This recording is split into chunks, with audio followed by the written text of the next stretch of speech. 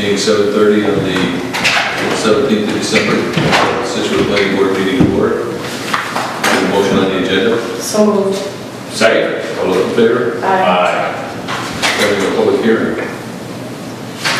And the public is among us. They're listening, they just aren't here. Okay.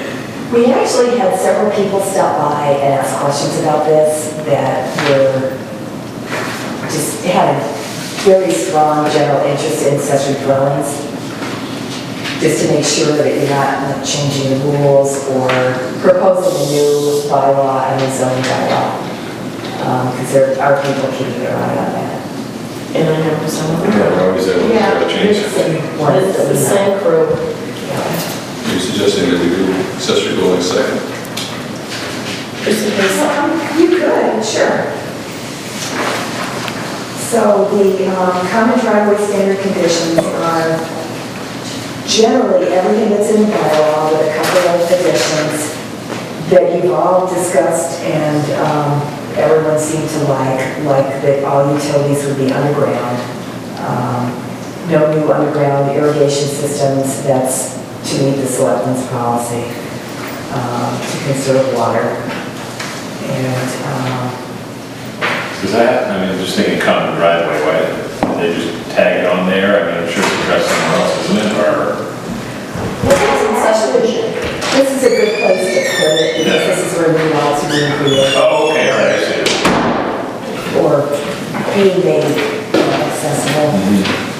You have any, sir? And it's a good reminder. We allow time for struggle. cut the time in the bridge. Yeah. I think we saved a lot of money not having streetlights. It's very dark over here. Yeah. Oh, I think 10th Street Driftway and the whole stretch of Driftway, that front of James Landing and along the golf course, they're all out. It's pitch. We're just talking about the common driveway standard conditions. Okay. We started with those in case anyone's going to come with the accessory dwelling ones, which is awesome. Okay. So then we have some about the common driveway agreement, which is the document that assigns the cost and gets recorded with the registry. And we have a standard format, so. Should we mention that the standard format's available? Yeah, we do say that. We say number 5. 8. I think that number one. You mean number 1 at the top or number 1? No, I mean, common driveway, standard format for the common driveway agreement, so that people know what they're doing from the gate out. Okay, well, can we make that the first one under common driveway agreement? Is it all together? Yeah.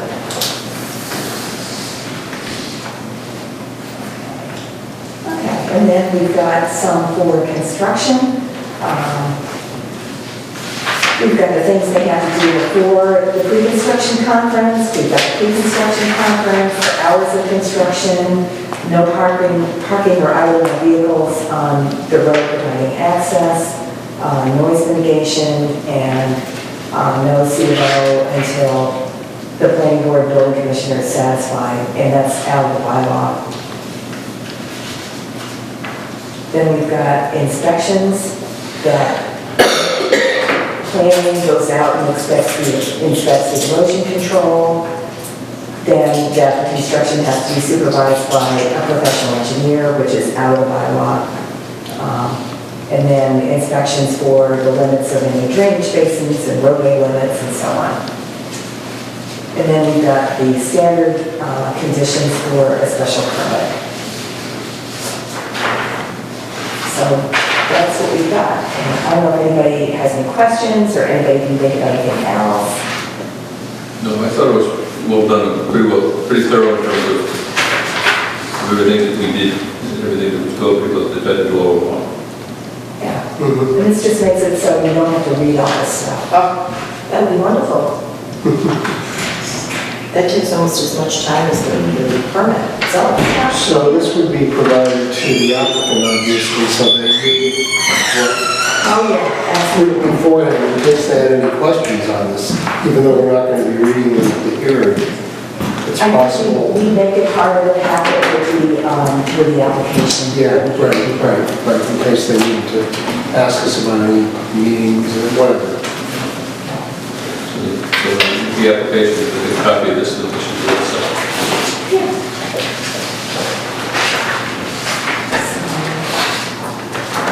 We now have public. Mr. Joyce? Good evening.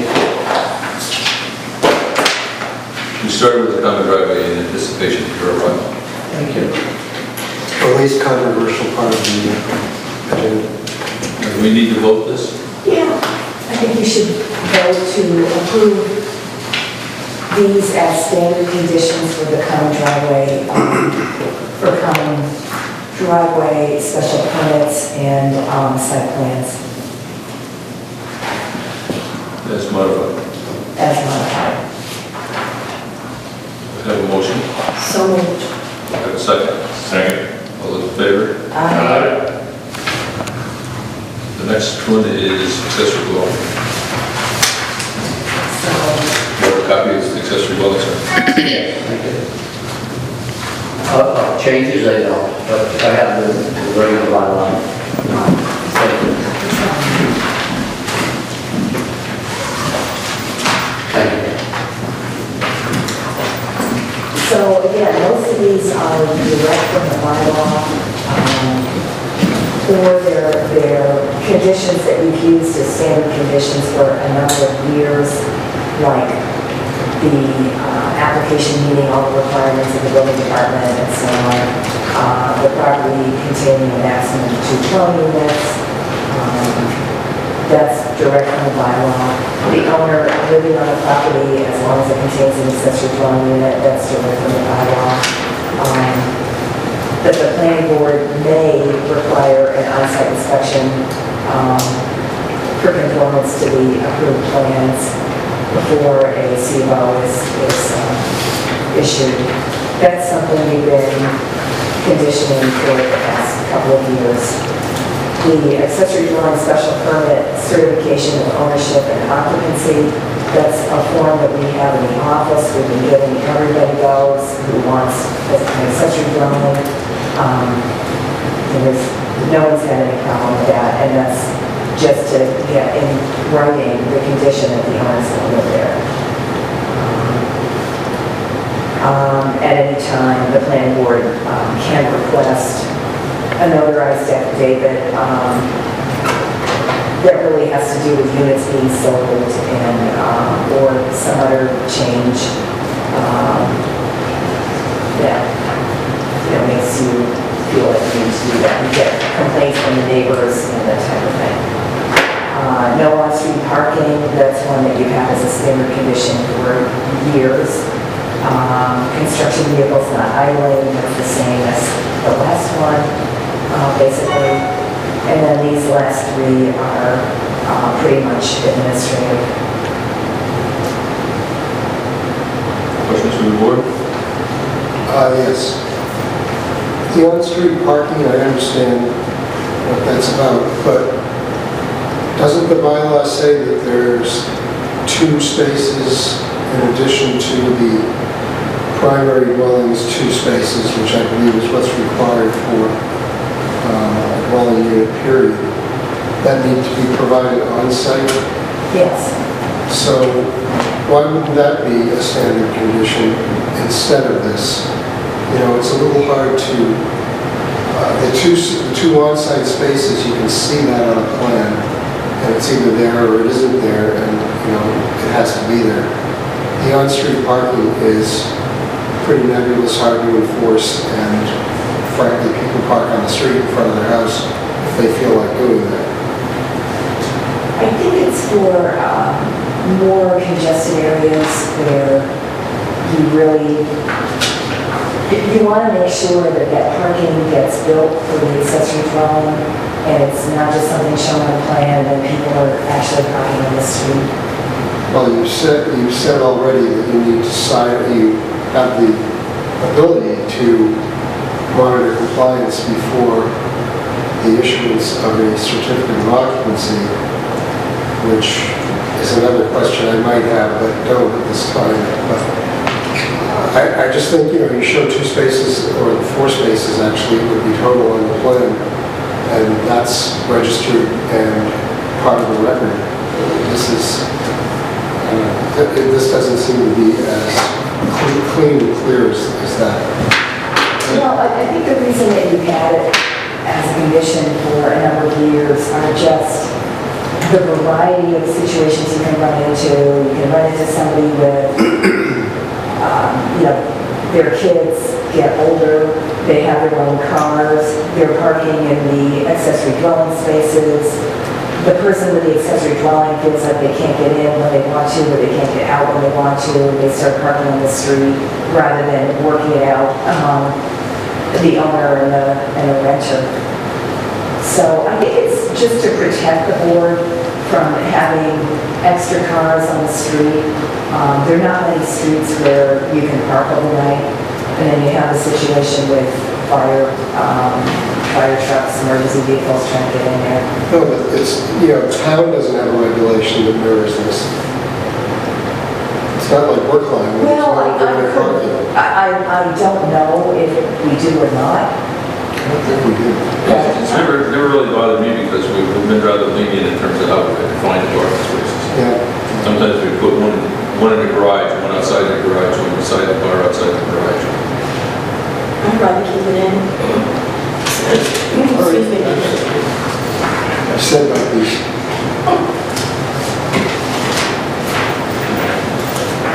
Any other comments, questions? Do you take any comments from the audience? And right now, Okay, on the parking, the only thing about that, I tend to agree with what Bob is saying. Who's going to enforce it? We have no parking signs on some streets, people park there anyway. So, but you have to have 2 parking spots with an accessory dwelling unless the planning board sees a reason why they shouldn't have to. Maybe it's in the harbor or something like that. I don't know how you could ever enforce that, really. And if someone did park like that, are they then in violation of conformance to this, and could they lose their rights? It's sort of like, my neighbor's son parks on the street. I don't particularly like it, but I understand it. So, and it's for a period of time. It's just the way it is. I think the reason that the board has done that for a while is to make accessory dwellings fit better into the neighborhood. So with the situation you're talking about with your neighbors parking on the street, you might not like it, but you might feel, well, they've got a house just like me, I'm not going to interfere with them parking on the street, I'm not going to call the police or whatever. With an accessory dwelling, I think it can be a little different because it's an additional unit on the lot. It's something a little more than what a lot of the other houses might have around you. And people might hassle that person about parking on the street just because they know it's like an extra unit. They might feel more entitled to do that. So I think it's to help it blend in with the neighborhood. in your example, your neighbor would be allowed to park his son or be able to park in the street. Sure, and sometimes I park on the Accessory street. building across the street from you would be able to park in the street. Yeah. Well, I thought you were saying that your neighbor wasn't allowed to park because there was a no parking sign. Well, no, I'm saying in the town of Scituate, we have some no parking signs. People park there anyway. We don't really enforce it. A lot of people complain because down the beach a couple years ago, people want more areas to park. And so, if I don't have an accessory dwelling, but I can park on the street, my neighbor happens to have one and he can't park on the street, what's he in violation of? Is he in violation of the last one? The planning board reserves the right to review compliance with the special permit at any time. This permit would terminate if the use is not in accordance with this decision or its condition. What kind of violation is that? I know you don't mean it as a punitive thing, but anyway, you do have to have 2 parking spots off the road. I think you do have it in there. So it's not a big deal, but I think it's just to keep peace in the neighborhood.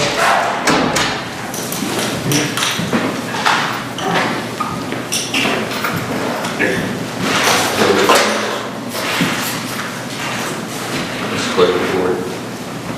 Remove the stated conditions of accessory dwellings It's written. as written. I'm sorry, I misunderstood, because you didn't go down the further one. May I ask also, number 8, construction vehicles, equipment not idle, be parked, stored, loaded, or unloaded in the street. So why would we have that for an accessory dwelling when we don't have it for someone who might be under the construction business, so I'm familiar with that? If I'm doing an addition on your house and I have to park on the street, so I don't prevent you from coming and going and getting to work and stuff, why would this person not be able to have construction people parking on the street? Actually, a lot of the special permits for a site plan do have a Yes. limitation. Okay. Yeah. And again, it's just to keep peaceful, I to understand. keep it so everybody can move Yep. easily. I And, understand. you know, this winter, you've got, you know, additional issues going on. So.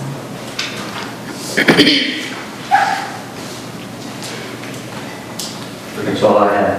Okay. Back to the motion. So the motion's been seconded. Discussion of the motion. All those in favor of the motion?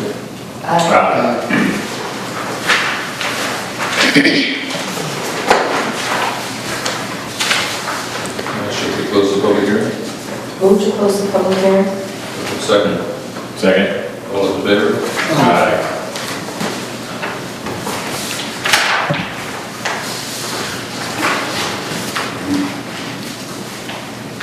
Let me make a suggestion that we come back up, pay our bills, do our accounting, net. I think we still got plenty of time for it.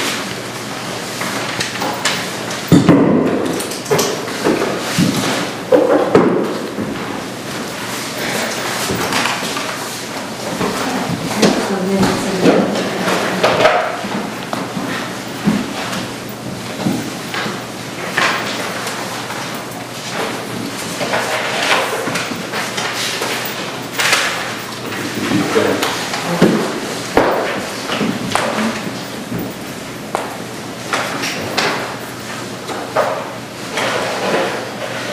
Move to pay Chesley Consulting Services LLC $1,186 for,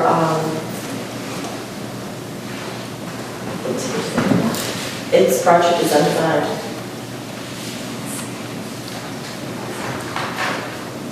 For the Glen, construction inspections for the Glen, it's a little tiny type. Oh, okay.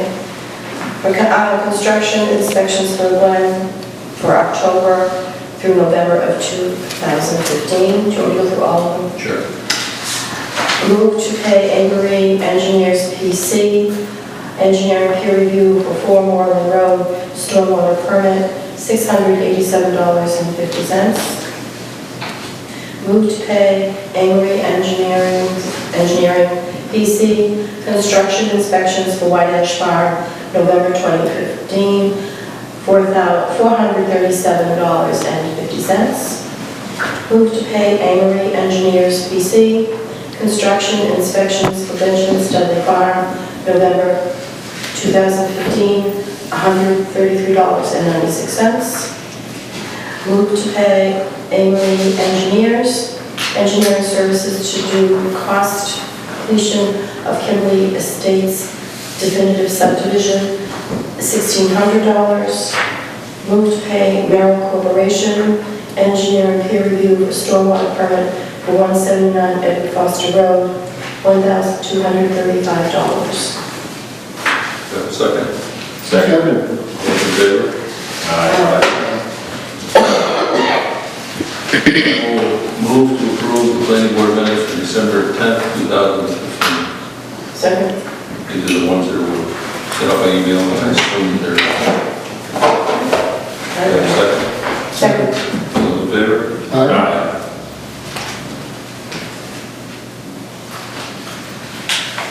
You know, town planning report?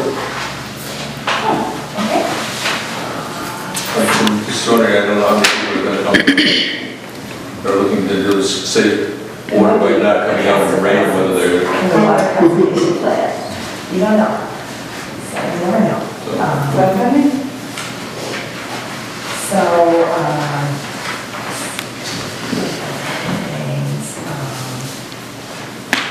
one thing I wanted to mention is that we're applying for DLTA funds. These are the funds from MAPC, probably about $15,000, and that will be for the open space plan. The open space plan is for purchasing, it's a plan that has to be in place for the town to get grants that the CPC sometimes wants to get when they purchase open space, but it's also for grants for ball fields, recreation improvements, other things too.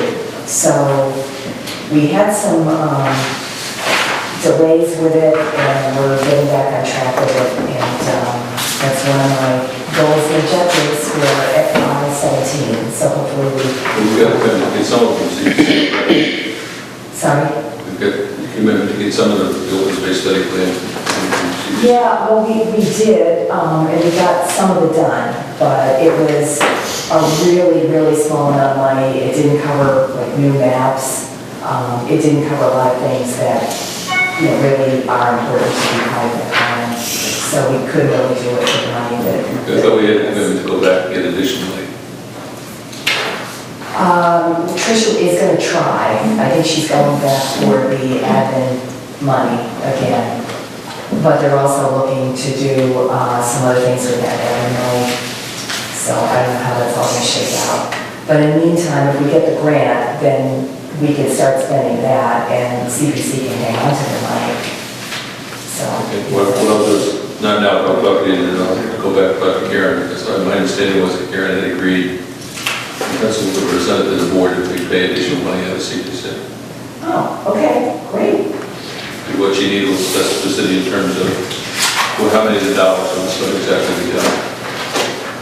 Okay. So, Because if we get the money from MAPC, then it's more technical assistance that we get than actual money. Yeah. So we'll be getting them doing the plan for us, That may be which worth- kind of fits the whole package. that may be worth more than just getting straight money from CPC. Yeah, they may be looking for a match too of some amount, so either way. So I'll let you sort through that, and if you think it's better, probably CPC with Karen, and then I'll go back and talk to her. Okay, that's great. Okay? Okay. And then otherwise, I think that was one of the main things we had. I mentioned at the last meeting, I had my run through of my budget with Tricia, and that seemed to go pretty well. For Moreland Road, which was a stormwater permit that you all approved, they're starting work, and I went out and inspected that. And, otherwise, there's been some paving over at the Glen, which is why John Chesney got paved. He was out there witnessing it. So there's been, slow activity with development, nothing too dramatic over the past couple weeks because it's getting too cold to pave. So, It was too cold. That was warming up. yeah. They won't open the plants once they're finished. Yeah. Okay. Anything from the liaison report to the board? I would say EDC went before the selectmen, and we had a favorable outcome in terms of wayfinding and signage. And we are meeting, we have a semi-emergency meeting Tuesday night because the town wants to have a winter fest February 6th at the golf course, and they're looking for money from EDC. So there's going to be a bit of a discussion about that. EDC from the marketing promotion? That's the issue. We're not really sure. And we're not really sure that this type of thing is within the purview of EDC as we get judged. But at any rate, we'll talk about it. And then South Shore Coalition is meeting tonight. Could not make that. They're planning their agenda for next year, and one of our topics, I hope, will be transportation, because, as we all know, the train runs on weekends, and I'm really concerned that if we don't use it, we will in fact lose it. So I know that Cutler and Cantwell are really on top of this, and Ed Perry from WATD has offered $50,000 worth of free advertising to try and get people to take the train on weekends. So that, along with a few other items with social coalition. And the Chamber of Commerce is very concerned about what's going on on Front Street, because we seem to be losing businesses and closing. For what reason, we're not really sure. Whether the rents are too high or what has happened. There are some vacancies. Service business. Yeah, we're into that. So, that's it. Okay, anything else? Any suggestions we do the water conservation thing? Sure. Would you like to do that? Sure. You practicing it? You feel better than you did the other day? I'm sorry? You said you feel better than you did the other day? I did, thank you very much. My name's Becky Hallett, I'm the Water Resource Committee. So we put together over the last year and a half or so this water resource conservation plan. Really meant to be just that plan, really to help guide our work for the next few years and to kind of look at what the town has done already from the water conservation perspective and come up with some recommendations of ways to move forward a lot of different areas.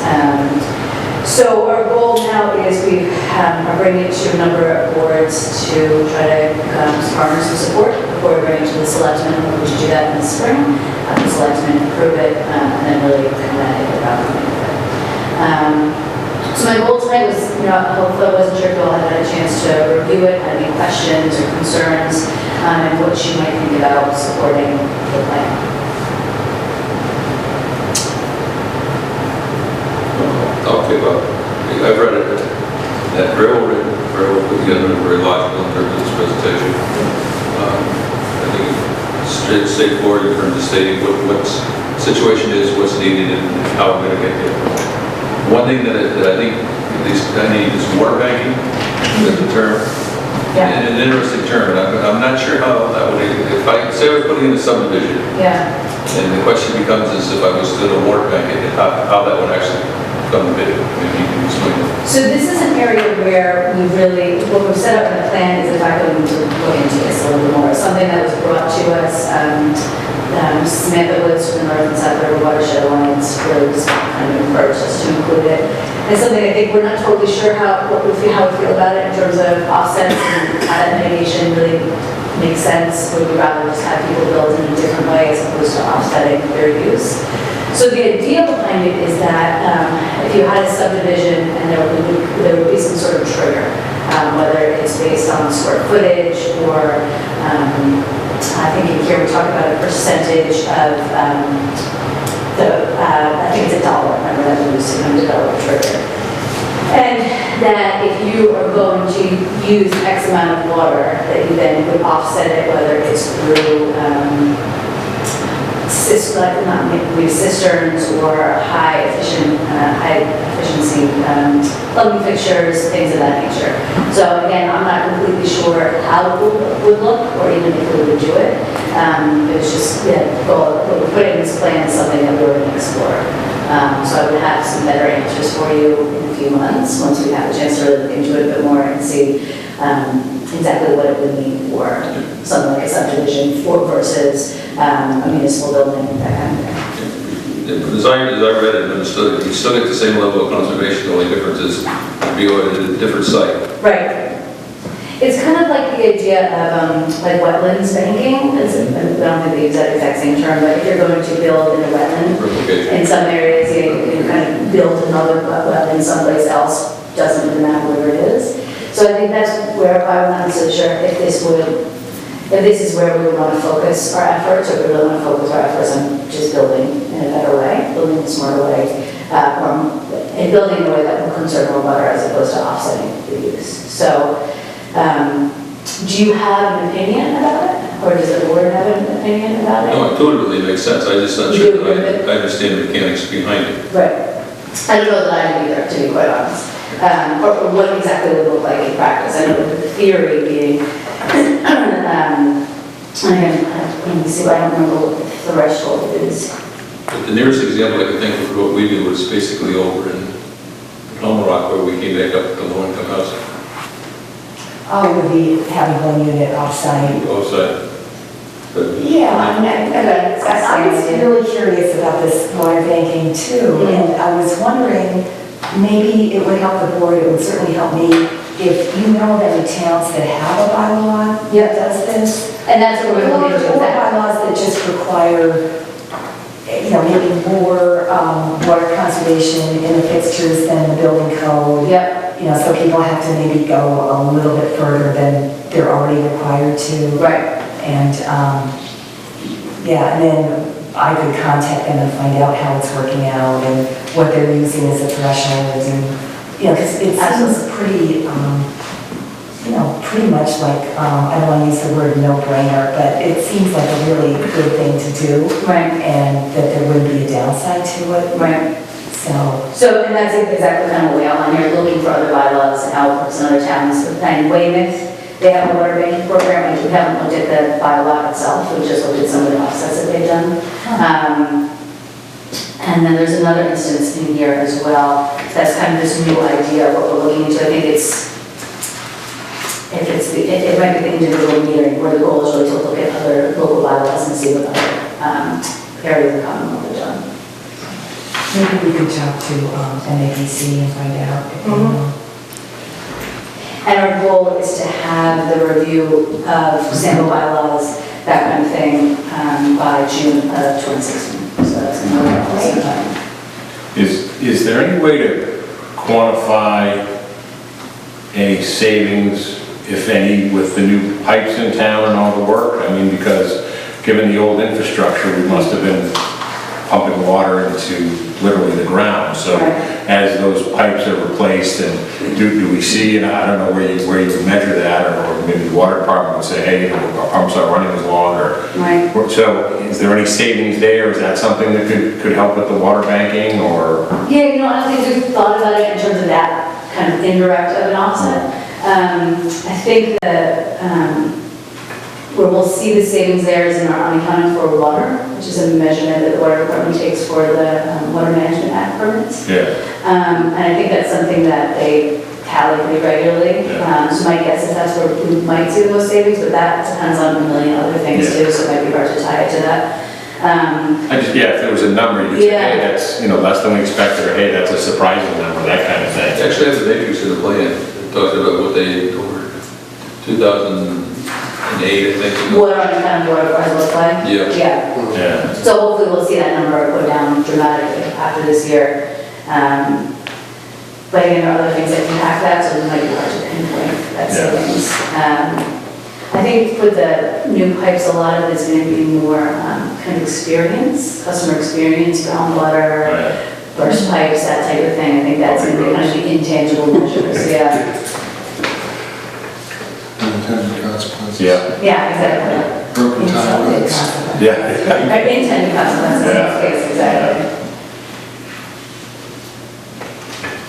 Yeah, that's one of the most effective speed control apparatus. Absolutely.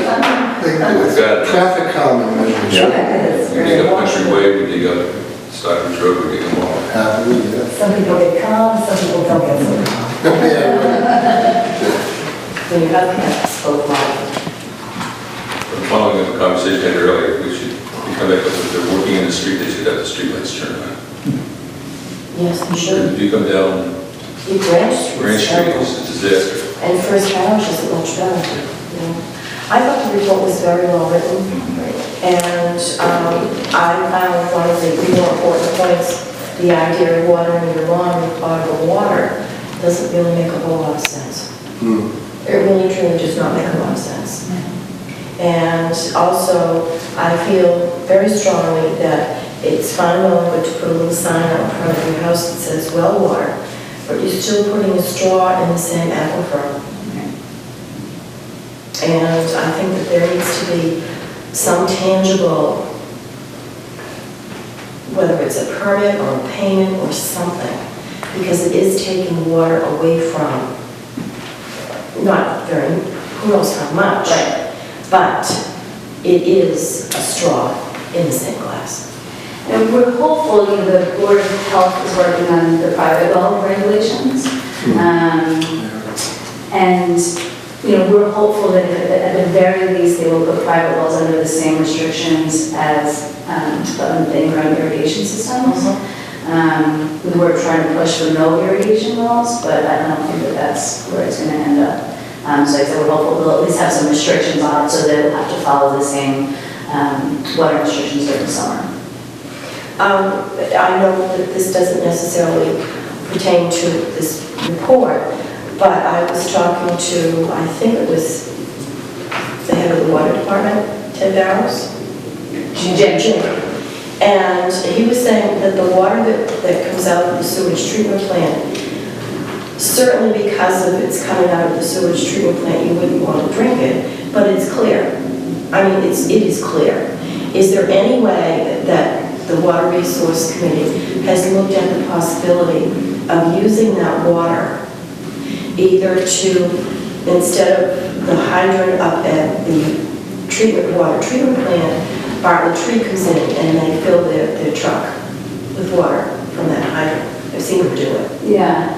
Why can't they fill it from the sewage treatment plant from that water? Yeah, I don't know.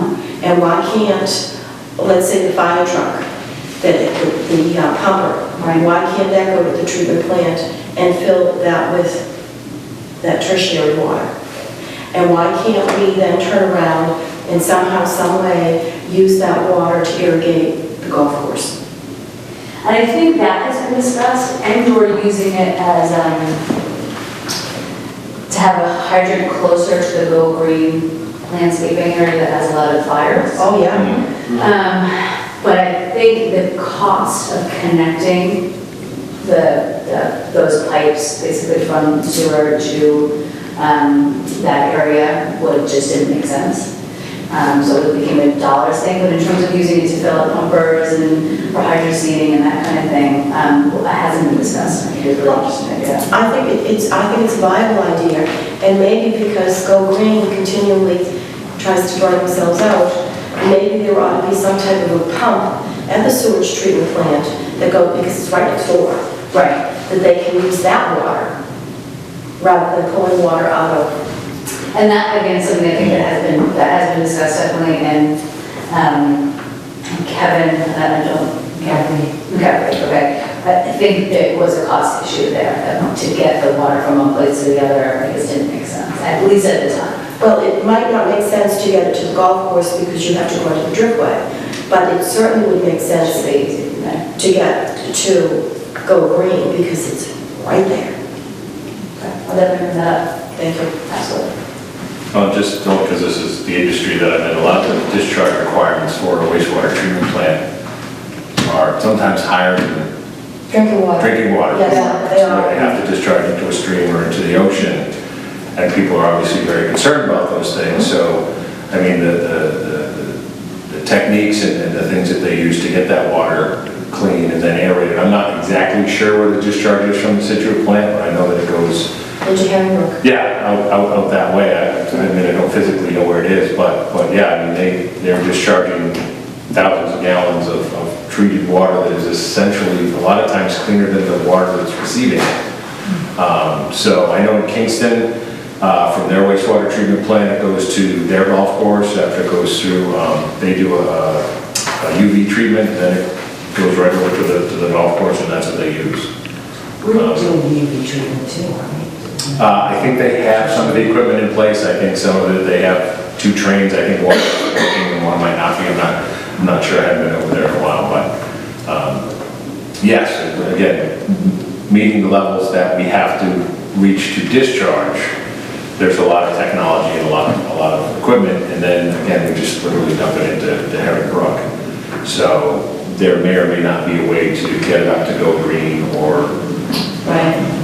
I know Yarmouth also uses their wastewater plant for their golf course. yeah. Yarn? Yeah.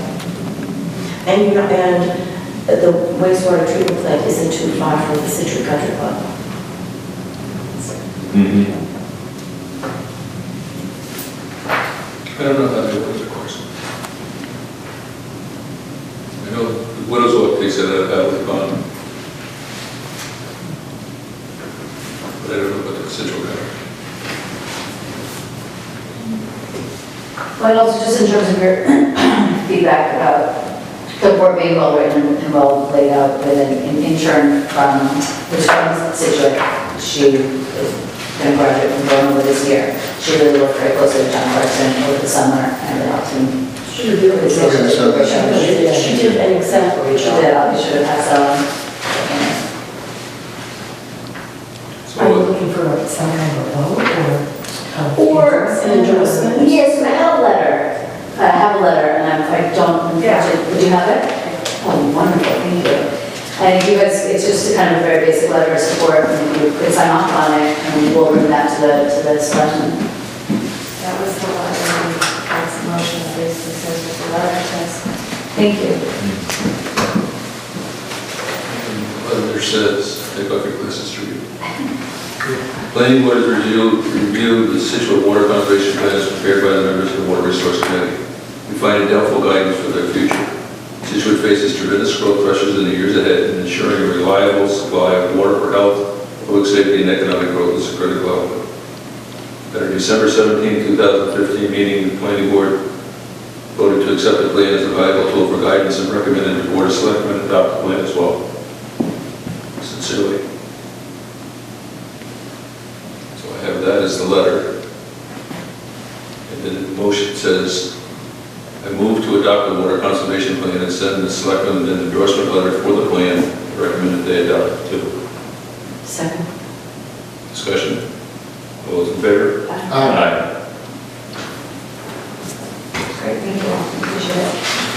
Good work, Thank you. really, good work. Thank you. It is a finite resource, and they're already were spot on the water. Absolutely. Sign this. But I'm happy that they have a plan for the town, it's really important. You can cross it out and sign it if you want. I mean, you can cross out his name and sign it if you want. That'll make it messy. I hate to see a policy, welcome to all. We'll straighten it out tomorrow. If you do that, then I'm going to be around tomorrow, so it's fine. Okay, then I'll give you a call after I get it done. Okay. You can start now, it's not one, sorry, the water resource. Oh, isn't it addressed to the selectmen, or is it addressed to? I think, Okay, yeah, we addressed it to the. so we'll go directly to them. I'll Send us a copy. Perfect. Yeah. All right, perfect. Okay, well done. Thank you. We're going to talk to us next about. I'm sorry. We're going to talk to us next about What do you want to know? stormwater. Yeah, I want to hear what you have to say.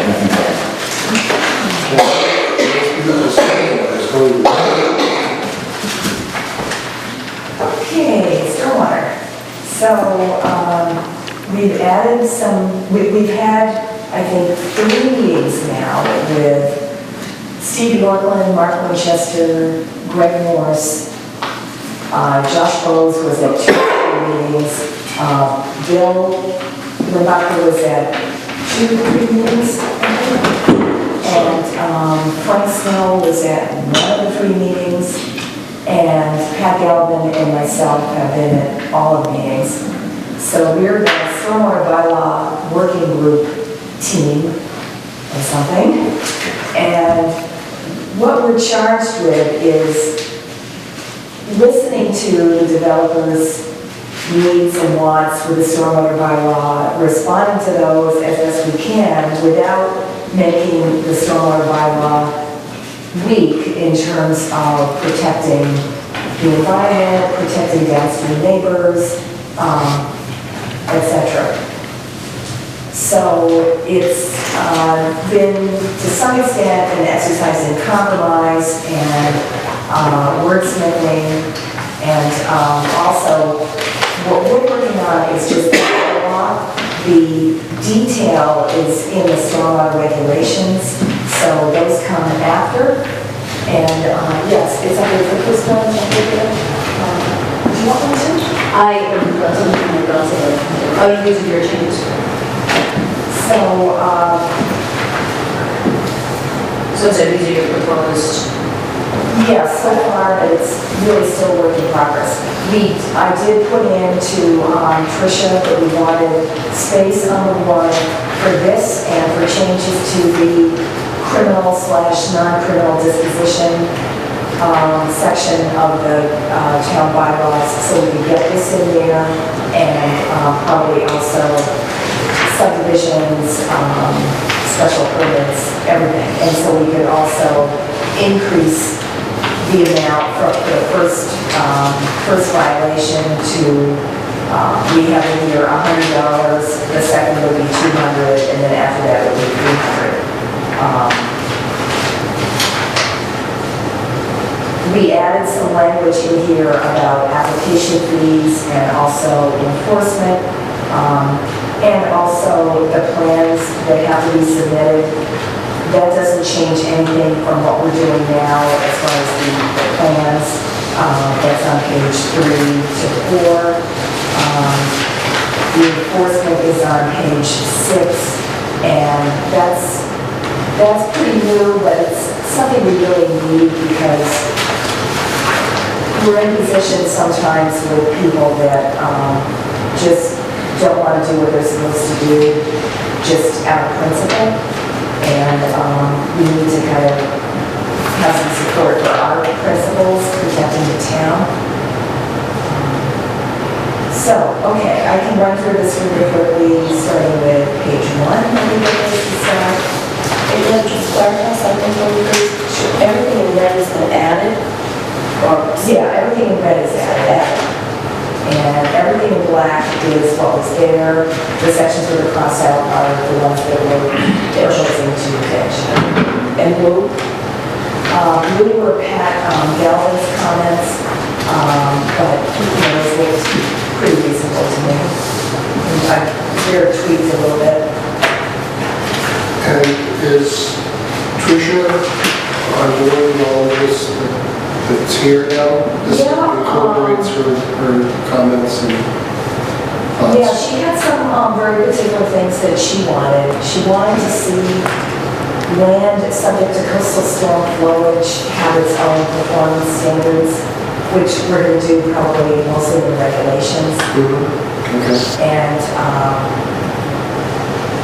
she wanted to be sure that we included the Conservation Commission as kind of an equal partner with the planning board, and I think we've done that. In that they're looking at projects that have to have a notice of intent. It would extend beyond that, but if a project has to have a notice of intent and there's, some area that's outside of that, then that would all go under the Conservation Commission. Okay, right. And the stormwater then becomes their issue to be enforced and Yeah, whatever. yeah, So that's pretty much the way it is today. yeah, just spells it out. Yeah.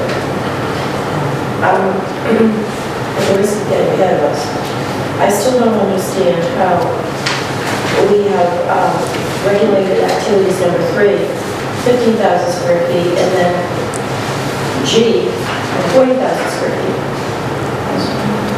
Okay, okay, there are really 2 different kinds of regulated activities. 3 has to do with everything that's regulated.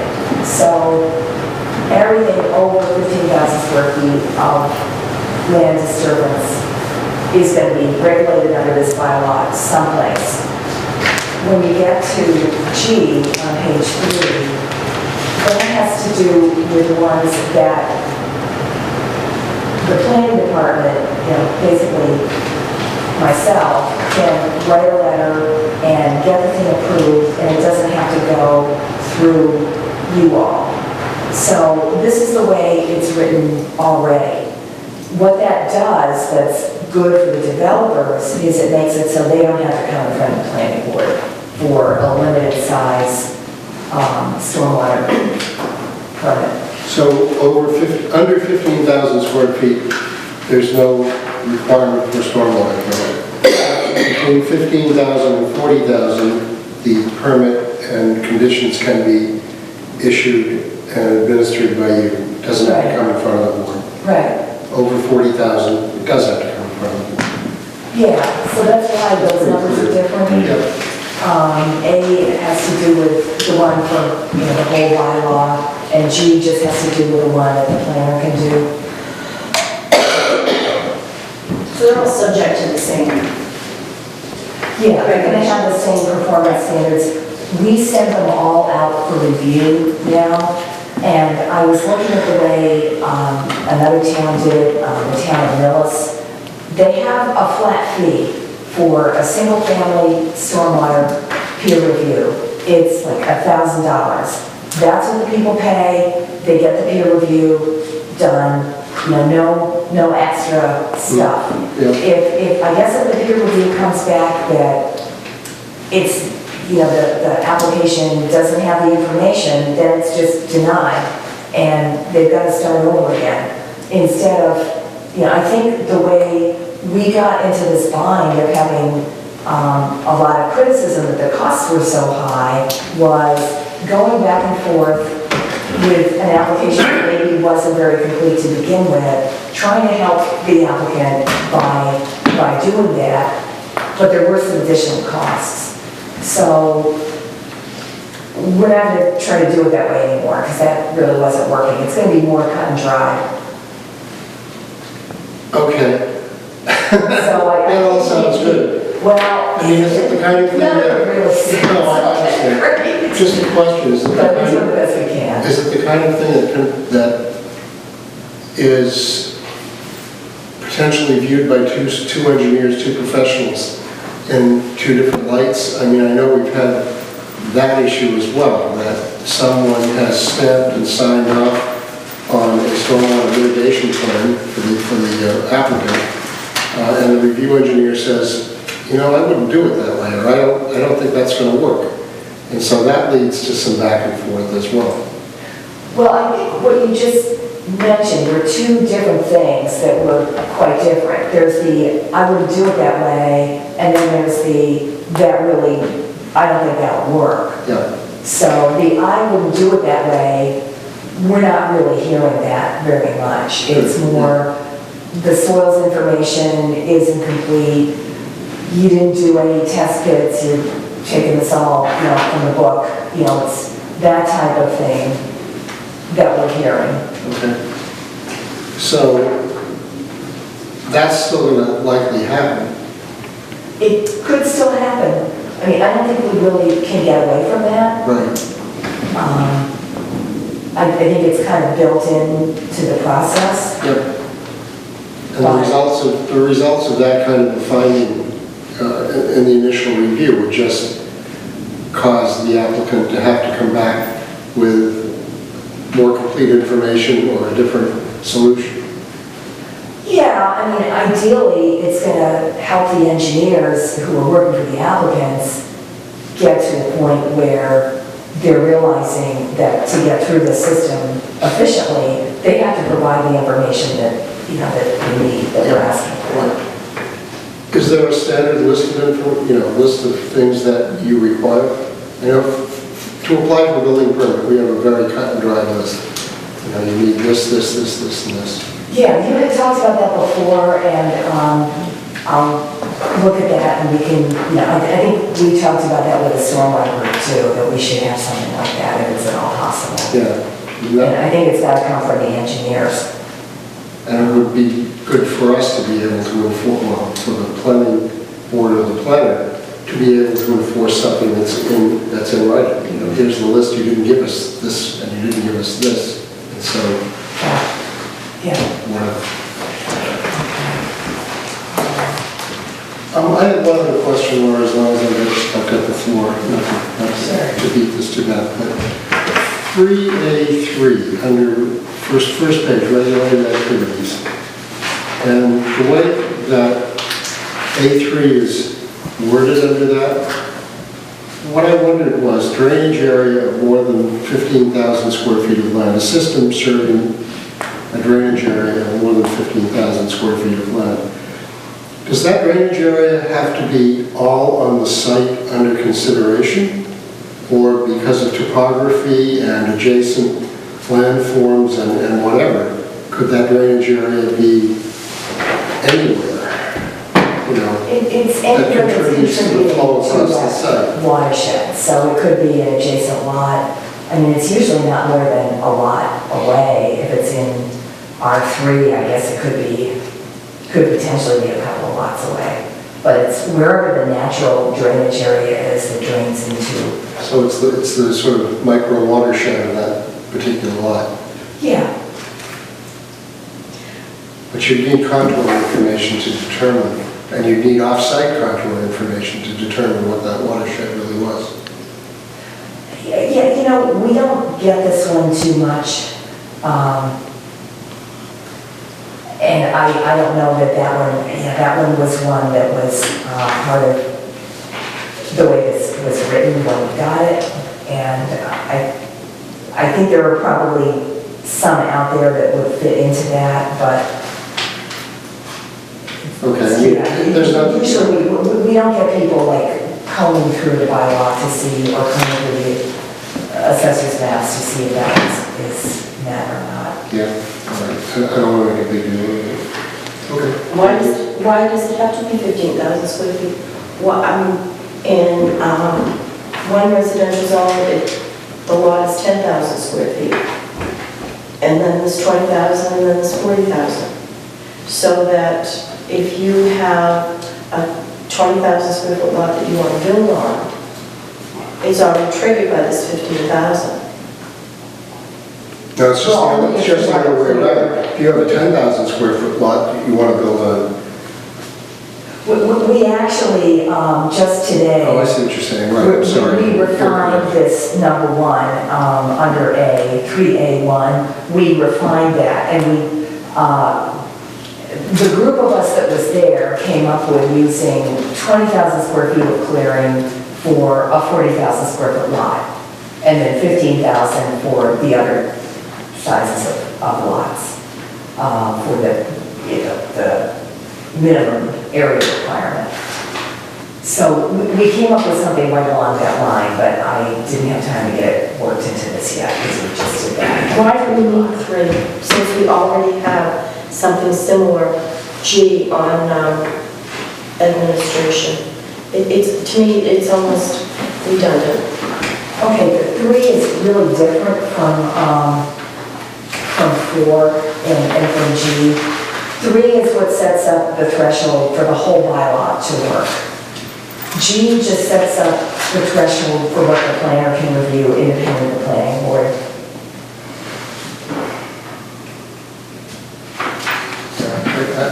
So the A and the G are really like not on the same wavelength kind of thing. They're really different.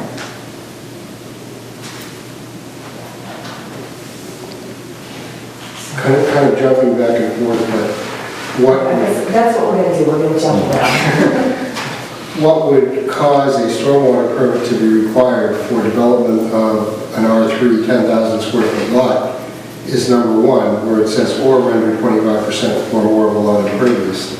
On a 10,000 square foot lot, if you're building a new home with a driveway or whatever you're doing, likely you're going to make 25% or more of that lot impervious, and therefore need a stormwater permit, even though you're not going to disturb 15,000 square feet. Well, do you want to fill them in on what we did today, or? Oh, that's right, you weren't there, I'm sorry. I can tell you what I did. I can tell you. I can tell you what they did. Something, but it wasn't what we In my opinion, they did this. So there were, I hate that it's making it more complicated, but I like that it's trying to fit the size of the disturbance to the different size of lot. So we had these different amounts of disturbance triggering the bylaw, depending if it was R2 or R3, then the 15,000 square feet of disturbance is going to trigger it.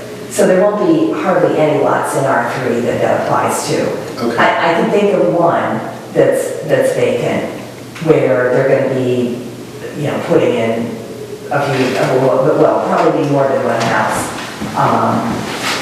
So anyhow, R3 and R2 would be 15,000, R1 is gonna be 20,000. Then if it's a vacant lot, we're gonna use the render 25% or more impervious. If it's a lot with a house on it, like a typical R3 lot, it's gonna be an increase in 25% in the Above existing what's there now. impervious, yeah. So the whole thing is gonna be a little harder to administer, and that there are all these different thresholds for different situations. Right. But that's what the guys, the team wanted. Yeah. We also, I think, all agreed we were gonna send this out to North South River Watershed and also the Water Resource Committee for their feedback. And I think we're just about ready to do that because we seem to be at a pretty good stopping point. So hopefully tomorrow, before I take off at some point during the day tomorrow, I'll get the new draft out to all of you. And then, either Karen or I will send it out to North South River and Water Resource. Can I ask a question? Sure. So you said that there's an increase in 25% of impervious. So, Where you have an existing, right, on an existing, development. right, and the developers understand they're going to have to provide calculations for that? Yeah. Well, but that's something we have in there already. Right, but I just wanted to, Yeah, no, they were fine with that. Yeah, that's not too hard to do. But I think it makes sense to come back up and define exactly what's going to be the measurement for each side, each R1, 2, or 3. Yeah. I mean, it's a simple matrix to draw out, it's harder to administer. Yeah, maybe a little table would be a good thing. Yeah. Cut down on some of the confusion. Yeah. In the sense that an R3 lot or a pre-existing non-conforming, like on the apps, 5,000 square foot lot, has neighboring, neighbors closer, obviously, than an R1 lot.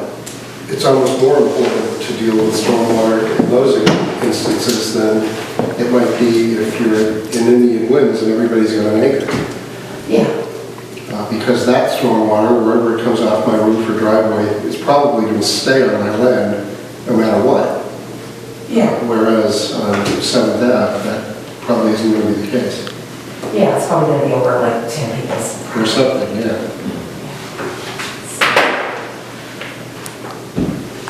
So, with the exemptions, we are exempting any construction on a lot in a subdivision approved under the rules and regulations adopted in 2010 or later, because that's when we got strict about stormwater and the subdivision regulations. Yeah, I had a question that kind of relates to that, and that is, it talks about how long the stormwater permit should be effective. Okay, yeah, what section is Where am that? I? I'm on, it looks like 4H. Okay, yeah. What concerned here is I thought, at least in my mind, or maybe we would well have a limit on it, but maybe it's 3 years or 5 years. So that if I had a subdivision that languished on and on and on, I had 3 lots or 4 lots that hadn't been built yet. Yeah, Right, and the fact that the thinking maybe for those lots may be different than what was currently done when it was approved. yeah. Now, it's a fine line, I'm not sure, at least see what the brain trust that the committee has to say about that. Because we do that on other things where we have an upper limit. Again, well, the covenant's usually for 3 years. Yeah. For everything. Is that what it should be for 3 years as well? Yeah, I think that makes sense.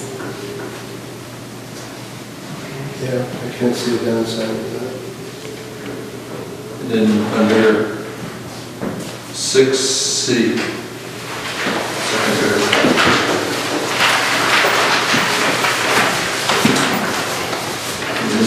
this is kind of what we got on Chris Ward's place.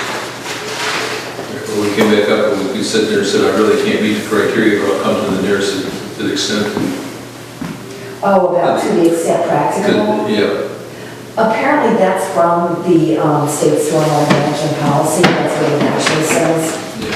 So that's why they wanted to mirror that language. Josh Bowles actually proposed that. Yeah, because I was gonna, I had suggested to the greatest extent possible as opposed just to the extent practical. Well, he used that language because that's the language that the state uses, exactly. But So he thought rather than create like a new standard, to use whatever standard was necessary for the state. I don't want to disrupt the state of your language. Well, you know, it's something that governs the way they work, so they wanted to have it make sense to them. Yeah. Okay. But other than that, I think there was a couple of comments, I guess some wordsmithing that would makes more sense to me than what's currently written. I'm not hung up on that. Well, if anybody has any wordsmith, I mean, I can provide it for you if you want. yeah, sure. I mean, just to give you an example, it comes back up on, was it 3B, the last sentence under B, it says, and in parentheses for common driveway agreement is on file. I would suggest say, strike that for common driveways and say, if applicable, current common driveway agreement is on file. Okay.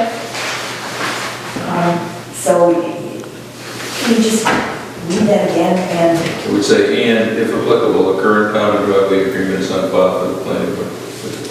okay, yeah, anything like that would be helpful if I, Because I read that a couple of times to make sure that I understood exactly what all those pieces were. okay.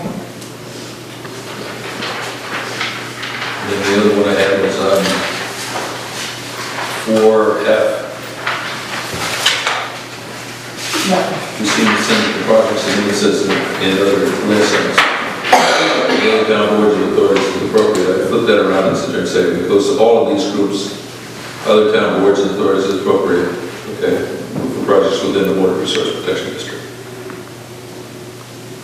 Because it sounds like the other town boards and authorities are secondary thinking. Okay, so after Water Resources Committee, you would take out for projects within the Water Resource Protection Yeah. District, or, oh, you put, I put the other town boards or authorities there for projects within the Water Resource Protection District. okay, I'm gonna have to talk to you about that after, because I'm not,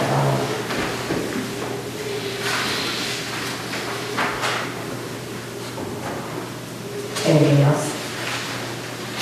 That's enough. And you're gonna add 3 years to H? Yeah. Well, it may be 4 years, may be more appropriate than 3 years, but I think 3 years is consistent with what we've done. I like 3. If it's 3, can you put in a provision that it can be extended by the vote of the board? Sure. There's, Extended but not forever.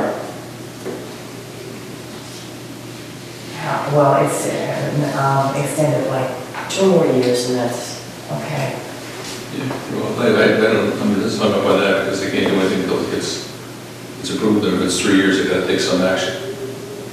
I guess there's a chance to look at it to see if it's current in terms of best practices. Right, that's all you want to have, be able to do, so that would be a vote of the board. So if it made it in 6 years, they gotta come in and do it twice, but they've gotta come in and rationalize why they want the extension.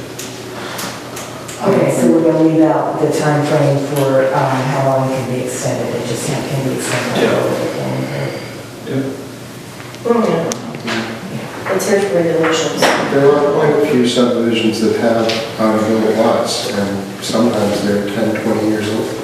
Yeah, we know one of them. Yeah, we do. Yes, we do. And what was viable, Two lots in a row. what was viable 20 years ago is not today. Yeah, that's true. Okay, anything else?